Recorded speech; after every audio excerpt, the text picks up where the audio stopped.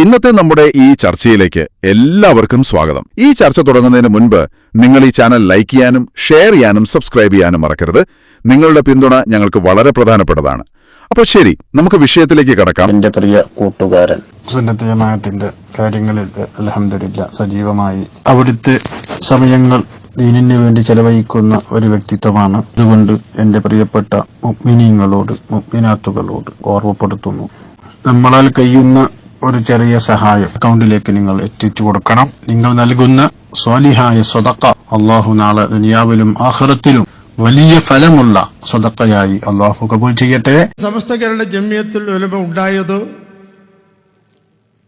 1500 വർഷം പഴക്കമുള്ള ഇസ്ലാമിക സാംസ്കാരിക പൈതൃകത്തിന്റെ പ്രയാണത്തിൽ നൂറ്റാണ്ടുകൾ പിന്നിട്ടപ്പോൾ ചില പണ്ഡിതന്മാർക്കൊരു വിശ്വാസം, ശിർക്ക് എന്താണ്, തൗഹീദ് എന്താണ് എന്ന് തിരിച്ചറിയാൻ കഴിയാത്ത വിധം, മഹാനായ സിയച്ചിന്റെ ഭാഷയിൽ പറഞ്ഞാൽ കൂരിരുട്ടിൽ കരിമ്പൂച്ചയെ തപ്പുന്ന അനുഭവം ഉണ്ടായി. അതൊരു നല്ല പ്രയോഗമാണ്. EMSനോട് സിയച്ച് പറഞ്ഞാണ്, തിരുമേനി അങ്ങ് കൂരിരുട്ടിൽ കരിമ്പൂച്ചയെ തപ്പുകയാണോ? ആ ചോദ്യം വളരെ പ്രസക്തമാണ്. ഇപ്പോഴും നമുക്ക് അവരോട് ചോദിക്കാനുള്ളത് അത് തന്നെയാണ്.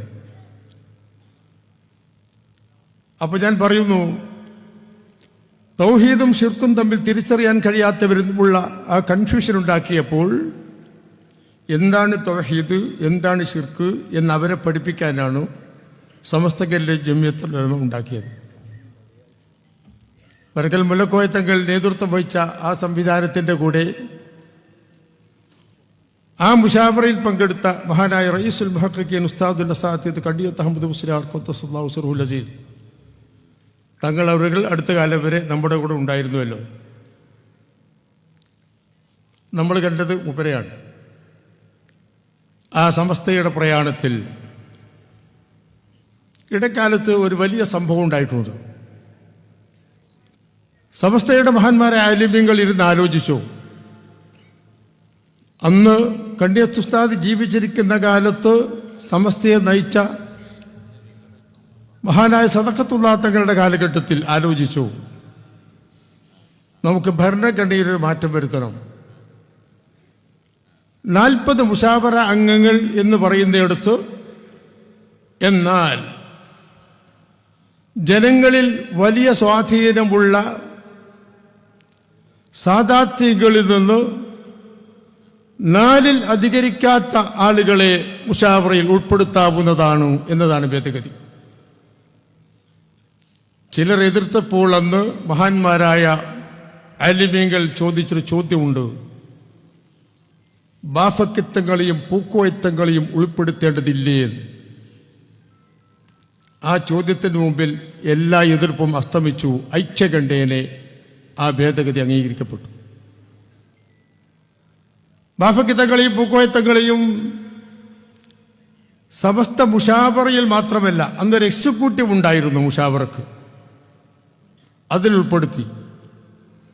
ബാഫക്കിത്തങ്ങളുടെ പാണ്ഡികശാലയിൽ മീറ്റിംഗ് ചേരാറുണ്ട് ബാഫക്കിത്തങ്ങളുടെ അധ്യക്ഷതയിൽ. നമുക്കറിയാം, ഇന്ന് നാം വിദ്യാഭ്യാസ ബോർഡ്, അഭിമാനം കൊള്ളുന്ന വിദ്യാഭ്യാസ ബോർഡ്, മദ്രസ സംവിധാനം തുടക്കം കുറിച്ചത് ഖായിദുൽ ഖൗം സയ്യിദ് അബ്ദുറഹ്മാൻ ബാഫക്കിത്തങ്ങൾ ഖദ്ദസല്ലാഹു സിർറുൽ തങ്ങളവർകളാണ്. അങ്ങനെ നാൾ വഴികൾ ഓരോന്ന് പരിശോധിച്ചാൽ ബഹുമാനപ്പെട്ട നമ്മുടെ മഹാനായ പണ്ഡിത ശ്രേഷ്ഠർ ഉസ്താദ് പ്രസംഗത്തിൽ പറഞ്ഞല്ലോ, ഏറ്റവും വലിയ പ്രതിസന്ധിയിൽ സമസ്തയെ കാത്തുരക്ഷിക്കാൻ മുമ്പോട്ട് വന്നത് പാണക്കാട്ട് കുടുംബമാണ്. എല്ലാ പ്രതിസന്ധികളും പാണക്കാട്ട് കുടുംബം സമസ്തയുടെ കൂടെ നിന്നിട്ടുണ്ട്. അന്നാണ് അഖിലയും വേണ്ട കൊകിലയും വേണ്ട സമസ്ത മതി എന്ന് പൂക്കോയത്തങ്ങൾ പ്രഖ്യാപിച്ചത്. പിന്നീട് വന്ന വെല്ലുവിളിയായിരുന്നു 87-ലെ വെല്ലുവിളി. ആ വെല്ലുവിളി വളരെ വലുതായിരുന്നു. അന്ന് പാണക്കാട് സയ്യിദ് മുഹമ്മദ് അലി ശിഹാബ് തങ്ങളാണ് സമസ്തയെ താങ്ങി നിർത്താൻ രംഗത്ത് വന്നത് എന്ന വസ്തുത ചരിത്ര യാഥാർത്ഥ്യമാണ്, നിഷേധിക്കാൻ കഴിയില്ല. കാന്തപുരം ബഹുമാനായ കാന്തപുരം എ പി അബൂബക്കർ മുസ്ലിയാർ കേരള ശബ്ദത്തോടത് പറഞ്ഞിട്ടുണ്ട് അന്ന്. ആ കേരള ശബ്ദത്തിൻ്റെ കോപ്പി ഇപ്പോഴും ഞാൻ ഇതുപോലെ സൂക്ഷിക്കുന്നുണ്ട്. മുസ്ലിം ലീഗും പാണക്കാട്ട് കുടുംബവും ഞങ്ങളെ എതിർത്തത് കൊണ്ടാണ് ഞങ്ങൾ അവരെ എതിർക്കുന്നത്. അടിവരണം. എ പി നമ്മളെ എതിർക്കുന്നത് നമ്മൾ അവരെ എതിർത്തത് കൊണ്ടാണ്. ഇപ്പൊ ചിലർ പറയുന്ന മാതിരി അല്ല എന്നർത്ഥം. അങ്ങനെ വളരെ സംശുദ്ധമായ ലക്ഷ്യത്തോടുകൂടി മുമ്പോട്ട് പോകുന്ന സമസ്ത കേരള ജമിയത്തുൽ ഉലമ ഇടക്കാലത്ത് ചില ആളുകൾക്കതിൽ ചില രഹസ്യ അജണ്ടകൾ ഒളിച്ചു കടത്താൻ ശ്രമിച്ചു. അതാണ് പ്രശ്നം. രഹസ്യ അജണ്ടകൾ. സമസ്തക്കൊരു നേരായ അജണ്ട ഉണ്ടായിരുന്നു. ആ അജണ്ടയെ പൊളിച്ചു മാറ്റി മുസ്ലിം ലീഗിനെയും പാണക്കാട്ട് തങ്ങന്മാരെയും ഒക്കെ അവഗണിച്ച് മുമ്പോട്ട് പോകണം എന്നൊരു ചിന്ത വന്നു. അതിനും വർഷങ്ങളുടെ പഴക്കമുണ്ട്. ഞാൻ പറയുന്നു, കേരളീയ മുസ്ലിം സമൂഹത്തിൽ അല്ലാഹു തആല നൽകിയ നിഅമത്തുകളിൽ അതിപ്രധാനമാണ്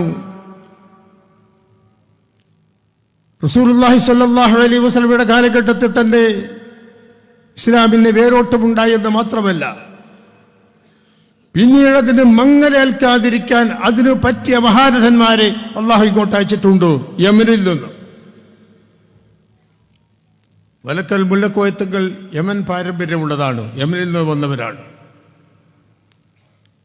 ഇന്ത്യൻ മുസൽമാന്മാരുടെ ഇസ്സത്തിന്റെ ഉടലാർന്ന പ്രതീകം ഖായിദുൽ ഖൗം സയ്യിദ് അബ്ദുറഹിമാൻ ബാഫഖി തങ്ങൾ മസ്ജിദുൽ ഹറാമിലെ ജന്നത്തുൽ മുഹല്ലയിൽ ഖദീജ റളിയല്ലാഹു തആല അൻഹയുടെ ഖബറിന് സമീപത്ത് ഉറങ്ങിക്കിടക്കുന്ന ഖായിദുൽ ഖൗം, ആ പാരമ്പര്യം യമനിൽ നിന്ന് വന്നവരാണ്. പാണക്കാട് PMS പൂക്കോയത്തങ്ങൾ രാഷ്ട്രീയ പ്രസ്ഥാനത്തിന് വേണ്ടി ജയിലിൽ പോയിട്ടുണ്ട്. ആ മഹാന്റെ പാരമ്പര്യം യമനിൽ നിന്ന് വന്നവരാണ്. ആ സൂഫി വര്യനായ പളിങ്ക് പാത്രം, അവർ യമനിൽ നിന്ന് വന്നവരാണ്. ജയിലിൽ കിടന്നിട്ടുണ്ട് തങ്ങൾ. ഒരു കാലത്ത് തങ്ങൾ വിശ്വസിക്കുന്ന രാഷ്ട്രീയ പാർട്ടിയിൽ നിന്ന് രാജിവെക്കണം, അല്ലെങ്കിൽ അറസ്റ്റ് ചെയ്യുമെന്ന് പറഞ്ഞപ്പോൾ രാജിവെക്കില്ലെന്ന് പറഞ്ഞു. എന്നാൽ ഞാൻ പാർട്ടി വിട്ടു എന്ന് പറഞ്ഞാൽ മതി, ഞങ്ങൾ തിരിച്ചു പോകാമെന്ന് പോലീസ് അധികാരികൾ പറഞ്ഞപ്പോൾ പാർട്ടി വിട്ടു എന്ന് പറയുന്നത് ചിന്തിക്കാൻ പോലും കഴിയില്ലെന്ന് പറഞ്ഞു. 2 ആഴ്ച മഞ്ചേരി ജയിലിൽ കിടന്നു. പിന്നെ കോഴിക്കോട്ടേക്ക് മാറ്റേണ്ടി വന്നു, ജനബാഹുല്യം നിയന്ത്രിക്കാൻ കഴിയാത്തതുകൊണ്ട്. ആ പൂക്കോയത്തങ്ങൾ പാരമ്പര്യം യമനിൽ നിന്ന് വന്നവരാണ്. ഒരു നൂറ്റാണ്ടിന്റെ ഇതിഹാസവും കാലഘട്ടത്തിന്റെ മഹാ അത്ഭുതവുമായ മഹാനായ ശൈഖുന ശംസുൽ ഉലമായി E.K. അബൂബക്കർ മുസ്ലിയാർ ഖദ്ദസല്ലാഹു സിറഹുൽ അസീസ് തങ്ങൾ അവരുകൾ ആ പാരമ്പര്യം യമനിൽ നിന്ന് വന്നവരാണ്. ആരാണ് ശൈഖുന ശംസുൽ ഉലമായി ഖദ്ദസല്ലാഹു സിറഹുൽ അസീസ് തങ്ങൾ അവരുകൾ?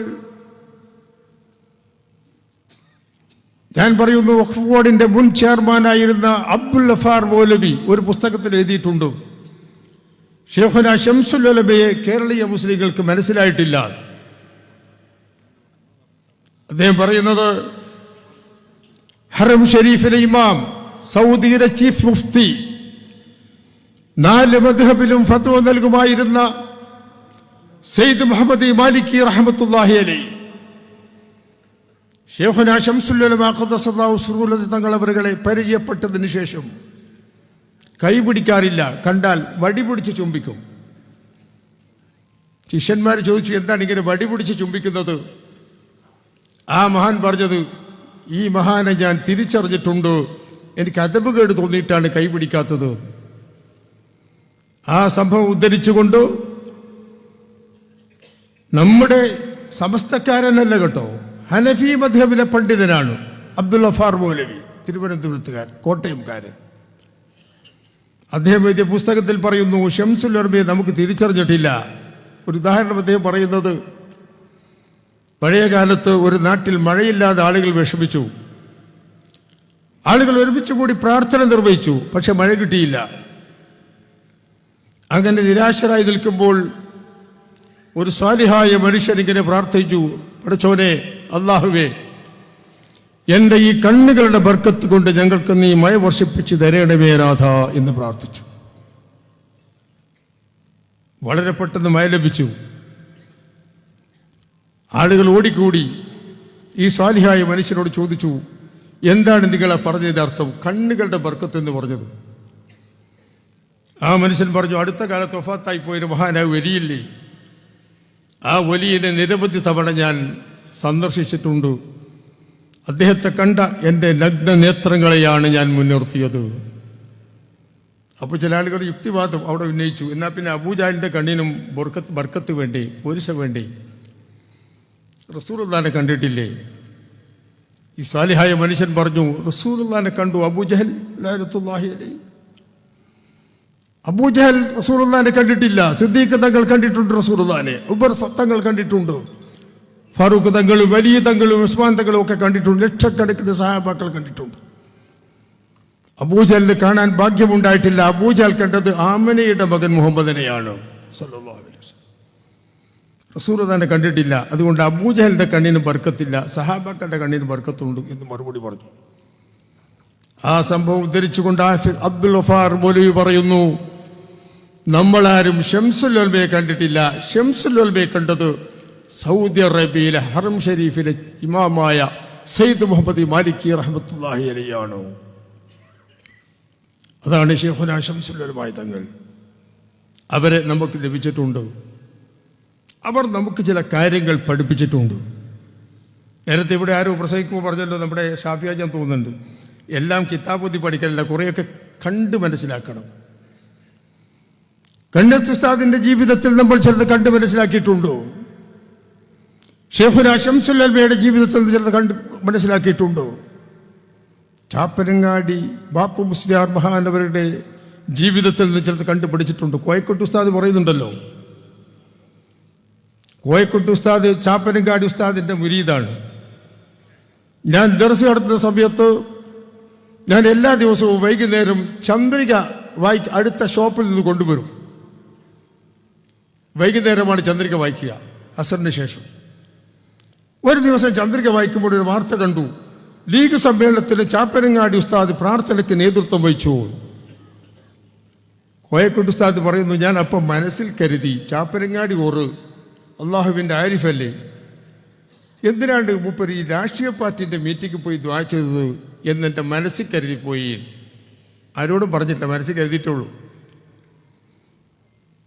2 ആഴ്ച കഴിഞ്ഞ് മഹാനായ ചാപ്പനങ്ങാടി ഉസ്താദിനെ കണ്ടുമുട്ടിയപ്പോൾ ആദ്യം പറഞ്ഞത്, മോനെ, മുസ്ലിം ലീഗ് അങ്ങനെ തള്ളിക്കളയേണ്ട കേട്ടോ, അള്ളാഹുവിൻ്റെ ആരിഫീങ്ങളും ഔലിയാക്കന്മാരും അംഗീകരിച്ച പാർട്ടിയാണ് കേട്ടോ, അത് രാഷ്ട്രീയ പാർട്ടിയായി തള്ളിക്കളയേണ്ടതല്ല.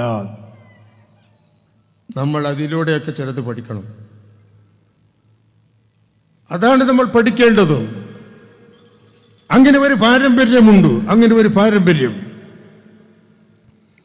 പാണക്കാട് സാദാത്തികളെ മഹാനായ ശൈഖുനാ ശംസുൽ ഉലമ എത്രമാത്രം അംഗീകരിച്ചു ബഹുമാനിച്ചു എന്നറിയാമോ? സ്വന്തം ഭാര്യ മരണപ്പെട്ടപ്പോൾ മയ്യത്ത് നമസ്കരിക്കാൻ വേണ്ടി പാണക്കാട് തങ്ങൾ വരാൻ കാത്തുനിന്നു. അതൊരു മാതൃകയാണ്, നമ്മൾ മനസ്സിലാക്കണം. സ്വന്തം അനുജൻ കാസർഗോഡ് ഖാദിയായിരുന്ന ഇ കെ ഹസൻ മുസ്ലിയാർ മഹാനവറുകൾ വഫാത്തായപ്പോൾ ഇത്ര പണ്ഡിതന്മാരുണ്ട് ആ കുടുംബത്തിൽ. ഖാദിരിയ തരീഖത്തിന്റെ ഷേഖ് ഉമറുൽ ഖാദിരി അവர்கள் അടക്കം, ശൈഖുനാ ശംസുൽ ഉലമ അടക്കമില്ലേ? എന്നിട്ടും ശംസുൽ ഉലമ തങ്ങൾ പറഞ്ഞു, പാണക്കാട് സയ്യിദ് മുഹമ്മദ് അലി ശിഹാബ് തങ്ങൾ വരട്ടെ മയ്യത്ത് നമസ്കാരത്തിന് നേതൃത്വം വഹിക്കാൻ. പാണക്കാട് സയ്യിദ് മുഹമ്മദ് അലി ശിഹാബ് തങ്ങളുടെ കാറും ശൈഖുനയുടെ കാറും അടുത്തടുത്ത് നിർത്തി. ശൈഖുനയുടെ കാർ സ്റ്റാർട്ട് ചെയ്തപ്പോൾ ഡ്രൈവറോട് ചോദിച്ചത്, തങ്ങളുടെ കാർ സ്റ്റാർട്ട് ചെയ്തോ? ഇല്ല. എന്ത് കടുത്ത അതബ് കേടാണത്, തങ്ങളുടെ കാർ സ്റ്റാർട്ട് ചെയ്യുന്നതിന് മുമ്പ് എൻ്റെ കാർ സ്റ്റാർട്ട് ചെയ്യുകയാണോ? അതിലൂടെ നമുക്ക് ചിലത് പഠിക്കാനുണ്ട്. ശൈഖുനയുടെ വാക്കുകൾ, പ്രവൃത്തികൾ. മദ്രസാധ്യാപകന്മാരെന്ന് മുഅല്ലിമീങ്ങളെ പറയുമ്പോൾ ശൈഖുന ഇഷ്ടപ്പെടാറില്ല. മുഅല്ലിമീങ്ങൾ അധ്യാപകരെന്ന് പറയരുത്. മഹത്തുക്കളായ മദ്രസ മുഅല്ലിങ്ങൾ ചേളാരിയിൽ വെച്ച് ശൈഖുനയുടെ പ്രസംഗത്തിൽ ആവർത്തിച്ച് പറഞ്ഞിട്ടുണ്ട്. ഞാൻ നോട്ട് ചെയ്തിട്ടുണ്ട് അതിന്റെ രഹസ്യം. മഹത്തുക്കളായ മദ്രസ മുഅല്ലിങ്ങൾ, മദ്രസ അധ്യാപകന്മാരെന്ന് പറയുന്നത് പോലും ഷെയ്ഖുന് ഇഷ്ടപ്പെട്ടിട്ടില്ല മുഅല്ലിമീങ്ങളെ. അതിലൊക്കെ ചില രഹസ്യമുണ്ട്. ഷെയ്ഖുനാ ശംസുൽ ഉലമ തങ്ങളുടെ പ്രവർത്തനത്തിലൂടെ നമുക്ക് ചില ചില രഹസ്യങ്ങൾ മനസ്സിലാക്കാൻ കഴിഞ്ഞിട്ടുണ്ട്. അവരൊന്ന് പറഞ്ഞിട്ടുണ്ട്, ഈ കൂട്ടായ്മ നിലനിൽക്കണം, ഉലമാ ഉമറ കൂട്ടായ്മ നിലനിൽക്കണം. മുസ്ലിം രാഷ്ട്രീയ ശക്തിയെ ക്ഷീണിപ്പിക്കാൻ പറ്റില്ല, അതിനെ ശക്തിപ്പെടുത്തണം. ആ നേതാക്കന്മാരെല്ലാം നമ്മെ പഠിപ്പിച്ച അതാണ്. എന്നാൽ ഇപ്പോഴോ ഞാൻ പറയുന്നു, നമ്മുടെ മഹാന്മാരായ ആലിമീങ്ങൾ, ബഹുമാനപ്പെട്ട സയ്യിദുൽ ഉലമ ജിഫ്രി മുത്തുക്കോയത്തങ്ങൾ എന്നോട് പറഞ്ഞിട്ടുണ്ട്, ഞാൻ മുസ്ലിം ലീഗാണ്. ഒന്നുകൂടി പറഞ്ഞിട്ടുണ്ട്, കല്ലായി വിമതനായ കാലത്ത് ഭാഷാ സമരത്തിൽ കൊടിയും പിടിച്ച് പങ്കെടുത്ത ആളാണ് ഞാൻ. എൻ്റെ വാപ്പയും മുസ്ലിം ലീഗാണ്. തങ്ങൾ പറഞ്ഞിട്ടുണ്ട്, തങ്ങൾ നല്ല ലീഗുകാരനാണ്. പക്ഷെ ഒരു സ്വീപ്പാക്കുന്ന കുറച്ച് ആൾക്കാരുണ്ട് കൂട്ടത്തിൽ. അവരുടെ പ്രസംഗം എന്താണ്? അടിയിലൂടെ നമ്മളെ ക്ഷീണിപ്പിക്കുന്ന വർത്താനാണ്, കുത്തുവാക്കാണ്. ഇവിടെ സ്വാഗത പ്രസംഗത്തിൽ മലയമ്മ ഉൾപ്പെടെ സൂചിപ്പിച്ച കാര്യമുണ്ട്, ഷാഫിയാജി ഉൾപ്പെടെ. ഫാസിസം ഇങ്ങനെ വരികയാണ്. ഫാസിസം മൂന്നാം തവണ പിണറായി വന്നാൽ നാലാം തവണ BJP ആണെന്ന് ഉറപ്പാണ്, ഒരു സംശയവും വേണ്ട. ആ പാലം പണിയാണ് നടക്കുന്നത്. ഇനി 5 കൊല്ലം കൂടി ചങ്ങായിക്ക് കിട്ടിയാൽ BJPന്റെ കയ്യിൽ കൊടുക്കും. എന്താണ് BJP എന്ന് ഞാൻ നിങ്ങളെ പരിചയപ്പെടുത്തണോ? 10,000 മദ്രസകളും 10,000 പള്ളികളുമുള്ള കേരളത്തിൽ, ഒരുപാട് അറബി കോളേജുള്ള കേരളത്തിൽ BJP ഭരിക്കുന്ന അവസ്ഥ വന്നാൽ നമ്മുടെ സ്ഥിതി എന്ത് എന്ന് നാം സ്വയം ചിന്തിക്കണം. അപ്പോഴാണ് ഇപ്പൊ ക്യാമ്പയിൻ നമുക്കെതിരായിട്ട് ക്യാമ്പയിൻ. പഴയ കഥ പറഞ്ഞിട്ട് പറയാണ്, പണ്ട് EMSന്റെ ഗവൺമെന്റിനെ താഴെ ഇറക്കിയപ്പോൾ ഇവിടെ കോലിപ്പി പുതിയ തലമുറക്ക് കോലിപ്പി എന്ന് പറഞ്ഞാൽ തിരിയോ? കോൺഗ്രസ് ലീഗ് PSP കോലിപ്പി മുന്നണി ഉണ്ടായി. എന്നിട്ട് തെരഞ്ഞെടുപ്പിൽ മത്സരിച്ചു, കോൺഗ്രസ് മന്ത്രിസ്ഥാനം നൽകിയില്ല.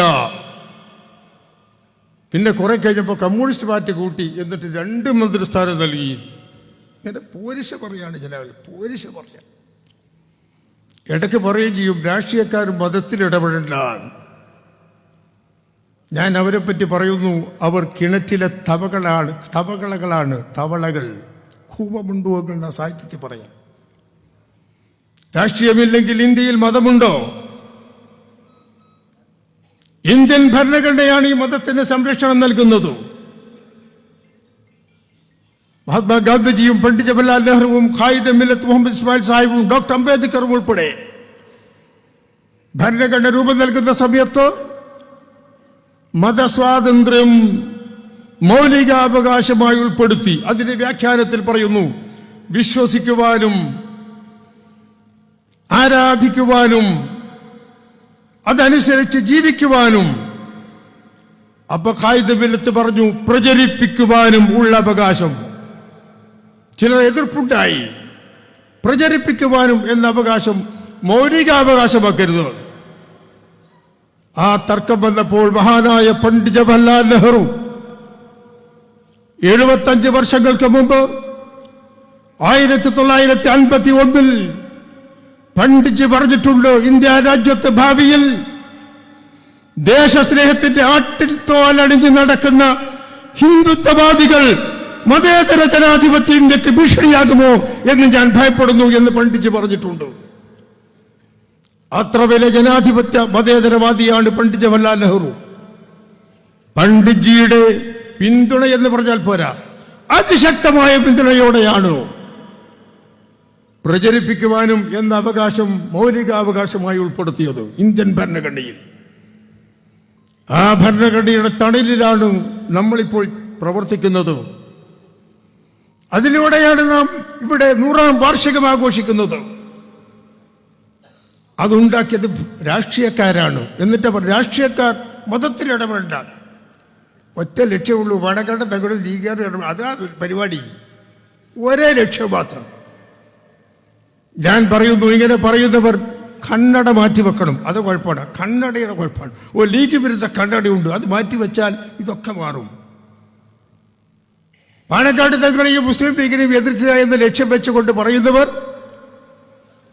ആ ലക്ഷ്യം മാറ്റി നിർത്തി മുമ്പോട്ട് വന്നാൽ മാത്രമേ കേരളത്തിൽ ഐക്യമുണ്ടാകൂ എന്ന് തിരിച്ചറിയണം.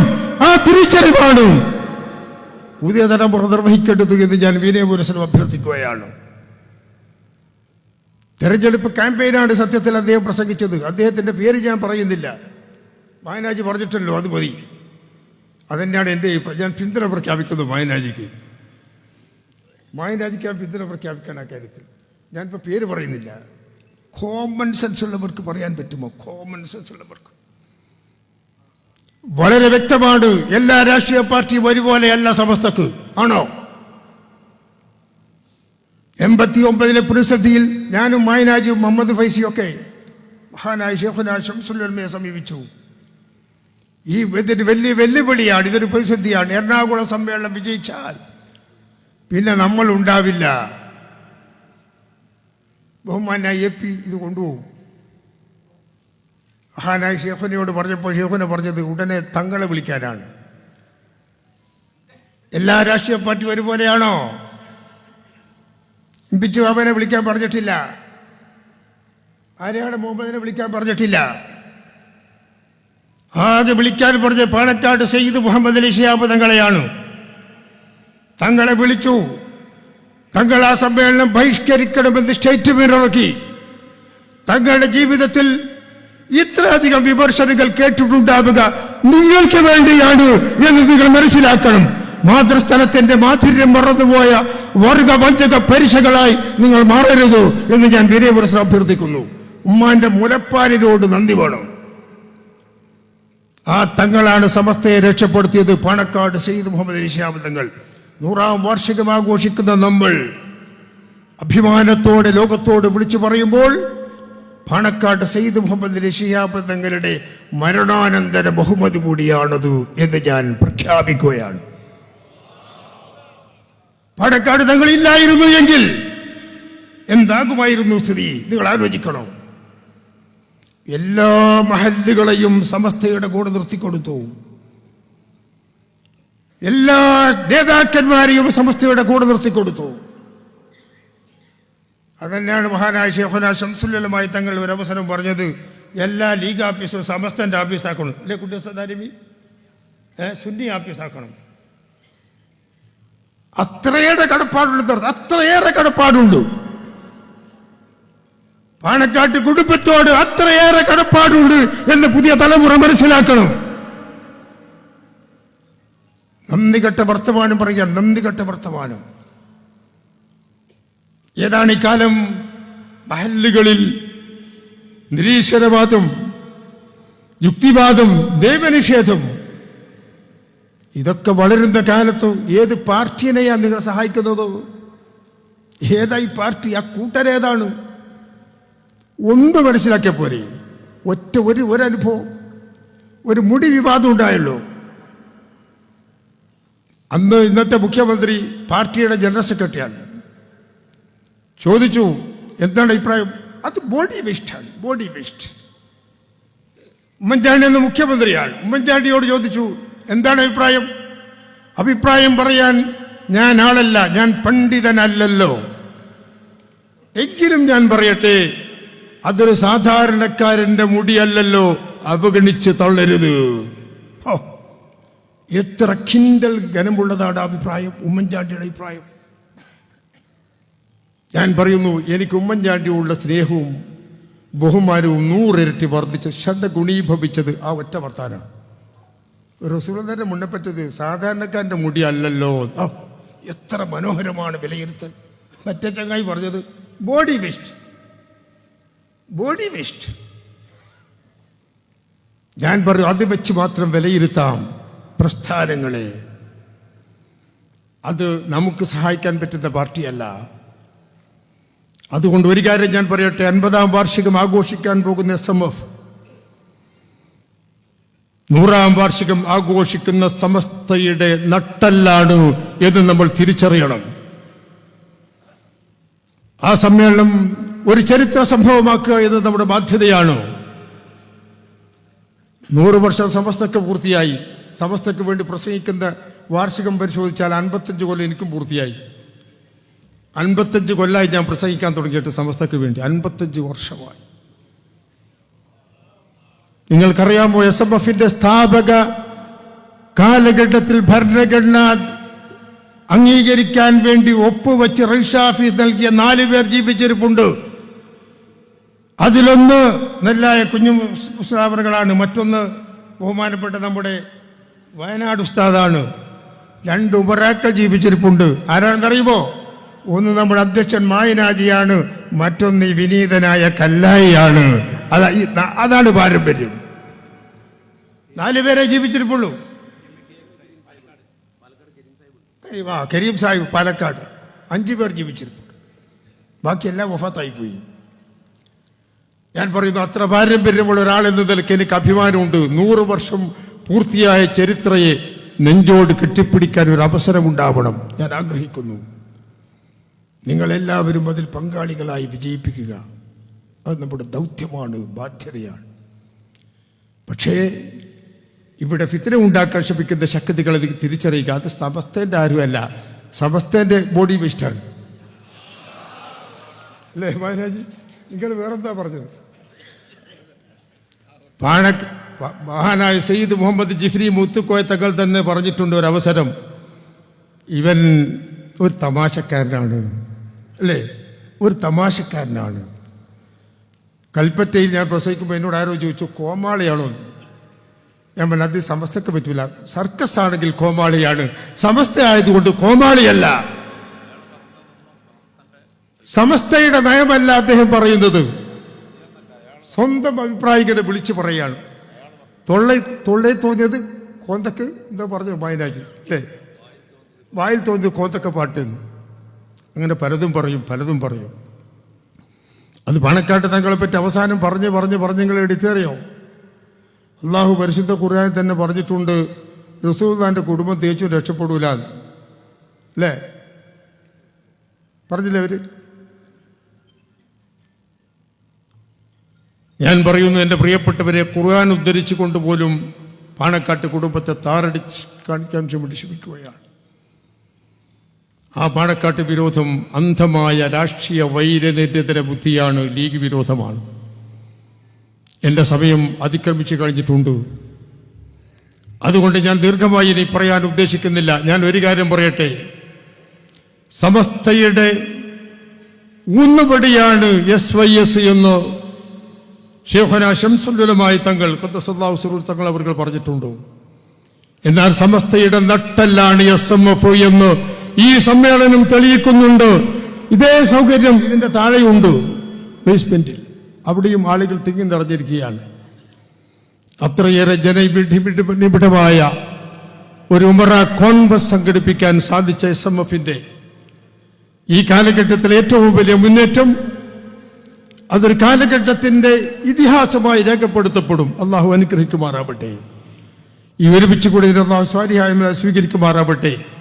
നമ്മളെയും നമ്മുടെ മാതാപിതാക്കൾ, ബന്ധുമിത്രാദികൾ, ഭാര്യ സന്താനങ്ങൾ, നമുക്ക് വേണ്ട നമ്മുടെ ഉസ്താദുമാർ, നമുക്ക് വേണ്ടപ്പെട്ട എല്ലാവരെയും അള്ളാഹു റബ്ബുൽ ഇസ്സത്ത് നമ്മുടെ മഹാന്മാരായ പണ്ഡിത ശ്രേഷ്ഠന്മാരോടൊപ്പം ജന്നാത്തിൽ ഫിർദൗസിൽ ഒരുമിച്ച് കൂട്ടി അനുഗ്രഹിക്കുമാറാവട്ടെ എന്ന് പ്രാർത്ഥിച്ചുകൊണ്ട് എൻ്റെ വാക്കുകൾ ഞാൻ ഉപസംഹരിക്കുന്നു. പണ്ഡിതവര്യരെ, സമാദരണീയരായ സാദാത്യങ്ങളെ, പ്രിയപ്പെട്ട ബഹുമാനരായ ഉമറാക്കളെ, സുന്നി മാൽ ഫെഡറേഷന്റെയും സംസ്ഥയുടെ വിവിധ പോഷക സംഘടനകളെയും നേതാക്കളെ, അസ്സലാമു അലൈക്കും വറഹ്മത്തുള്ളാഹി വബറകാതുഹു. നമ്മുടെ സമകാലികമായി നമ്മളെയൊക്കെ വേദനിപ്പിച്ചുകൊണ്ടിരിക്കുന്ന സമസ്ത എന്ന പ്രസ്ഥാനത്തെയും അതുപോലെ തന്നെ സാദാത്യങ്ങളെയും അങ്ങേയറ്റം ആദരിക്കുകയും ബഹുമാനിക്കുകയും ചെയ്തുകൊണ്ടിരിക്കുന്ന സമസ്തയുടെ പ്രവർത്തകരെയും സത്യവിശ്വാസികളെയും ഒക്കെ വളരെയധികം നിരന്തരമായി ദുഃഖത്തിലാഴ്ത്തിക്കൊണ്ടിരിക്കുന്ന ഒരു വിഷയവുമായി ബന്ധപ്പെട്ട ഒരു പ്രമേയം ഇവിടെ അവതരിപ്പിക്കുകയാണ്. ബഹുമാന്യരെ, ബഹുമാനപ്പെട്ട സമസ്ത കേരള ജംഇയ്യത്തുൽ ഉലമയുടെയും പോഷക സംഘടനകളുടെയും സംസ്ഥാപനത്തിലും വളർച്ചയിലും നിർണായകമായ പങ്കുവഹിച്ചിട്ടുള്ള ബഹുമാനപ്പെട്ട പാണക്കാട് പൂക്കോയത്തങ്ങളുടെ കുടുംബ പരമ്പരയെ പൊതുവിലും SKSSF-ന്റെ 14 വർഷക്കാലത്തെ പ്രസിഡന്റും നിലവിൽ SYS സംസ്ഥാന പ്രസിഡന്റും 1500-ലധികം വരുന്ന മഹല്ലുകളെ ഹാദിയും ഒട്ടനവധി യത്തീംഖാനകളുടെയും അറബിക് കോളേജുകളുടെയും പട്ടിക്കാട് ജാമിയൻ നൂരിയ, ചെമ്മാട് ദാറുൽ ഇസ്ലാമിക് യൂണിവേഴ്സിറ്റി അടക്കമുള്ള ഉന്നത മത കലാലയങ്ങളുടെയും പ്രസിഡന്റും രക്ഷാധികാരിയും ചാൻസലറും ഒക്കെയായി കേരള മുസ്ലിങ്ങളുടെ മത സാമൂഹ്യ വിദ്യാഭ്യാസ രാഷ്ട്രീയ മേഖലകളിലാകെ പതിറ്റാണ്ടുകളായി നിസ്തുല നേതൃത്വം നൽകിക്കൊണ്ടിരിക്കുന്ന കേരളീയ പൊതുസമൂഹത്തിനിടയിൽ ഏറെ അംഗീകാരമുള്ള കേരള മുസ്ലിം ഉമ്മത്തിന്റെ അഭിമാനായ സമാദരണീയനായ സയ്യിദുൽ ഉമ്മ സയ്യിദ് സ്വാദിഖ് അലി ശിഹാബ് തങ്ങളെ പ്രത്യേകിച്ചും സമസ്തയുടെയും കീഴ്ഘടകങ്ങളുടെയും വേദികളും പദവികളെയും ഉപയോഗപ്പെടുത്തി പരസ്യമായി അപമാനിക്കുകയും അവഹേളിക്കുകയും ചെയ്തുകൊണ്ടിരിക്കുന്ന പ്രസംഗങ്ങളും പ്രവർത്തനങ്ങളും സമസ്തയുടെ സെക്രട്ടറിയായ മുക്കം ഉമർ ഫൈസി തുടർന്നുകൊണ്ടേയിരിക്കുന്നതിൽ ഈ സംഗമം ശക്തമായ പ്രതിഷേധം അറിയിക്കുന്നു.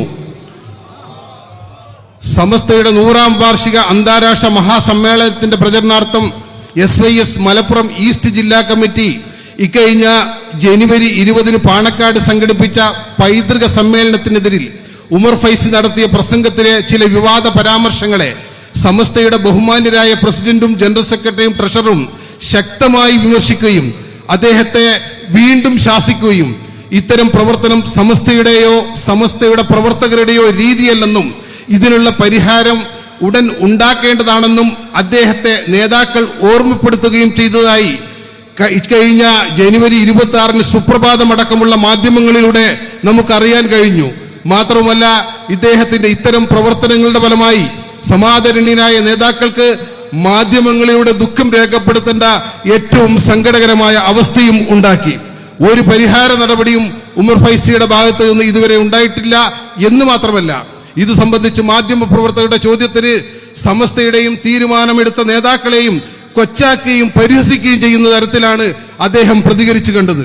ഇത്രയും മോശമായ രീതിയിൽ പ്രസംഗിക്കുകയും പ്രവർത്തിക്കുകയും ചെയ്തുകൊണ്ട് ഒരു നൂറ്റാണ്ട് പിന്നിടുന്ന മഹത്തായ പ്രസ്ഥാനത്തിന്റെ സൽപ്പേരിനും മഹിത പാരമ്പര്യത്തിനും തീരാ കളങ്കം വരുത്തി വെക്കുന്ന സമസ്തയുടെ താങ്ങും തണലുമായ സാധാരണക്കാർക്കും പ്രത്യേകിച്ച് സമസ്ത മുശാവറയെ ഏറെ ആദരവോടെ നോക്കിക്കാണുന്ന കേരളീയ പൊതുസമൂഹത്തിനും മാധ്യമ പ്രവർത്തകർക്കുമിടയിൽ നമ്മുടെ പ്രിയപ്പെട്ട പ്രസ്ഥാനത്തെക്കുറിച്ച് അവമതിപ്പുണ്ടാക്കിക്കൊണ്ടിരിക്കുന്ന ഇദ്ദേഹത്തെ സമസ്തയുടെ ജോയിന്റ് സെക്രട്ടറി സ്ഥാനത്ത് നിന്നും പവിത്രമായ മുശാവറിൽ നിന്നും മാറ്റി നിർത്തി സമസ്തയെ സംശുദ്ധമാക്കണമെന്ന് ഈ സംഗമം ഐക്യകണ്ഠേന ബഹുമാനപ്പെട്ട സമസ്ത കേരള ജംഇയ്യത്തുൽ ഉലമ മുശാവറയോട് വിനീതമായി ആവശ്യപ്പെടുന്നു.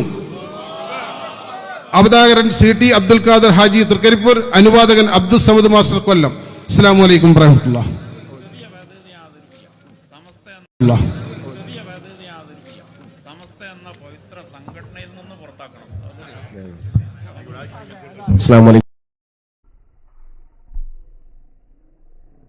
ഇത്തരം വാർത്തകളും വിശേഷങ്ങളും അറിയാൻ ഞങ്ങളുടെ ചാനൽ ഉടൻ തന്നെ സബ്സ്ക്രൈബ് ചെയ്യുക, ലൈക്ക് ചെയ്യുക, ഷെയർ ചെയ്യുക. ജനങ്ങളിലേക്ക് എത്തിക്കണമെന്ന് നിങ്ങൾ ആഗ്രഹിക്കുന്ന വാർത്തകളും വിശേഷങ്ങളും പ്രമുഖരുടെ പ്രഭാഷണങ്ങളും ഞങ്ങളുടെ വാട്സപ്പ് നമ്പറിലേക്ക് അയച്ചു തരിക. നന്മ വളരട്ടെ, തിന്മക്കെതിരെ നമുക്ക് ഒരുമിച്ച് നിൽക്കാം.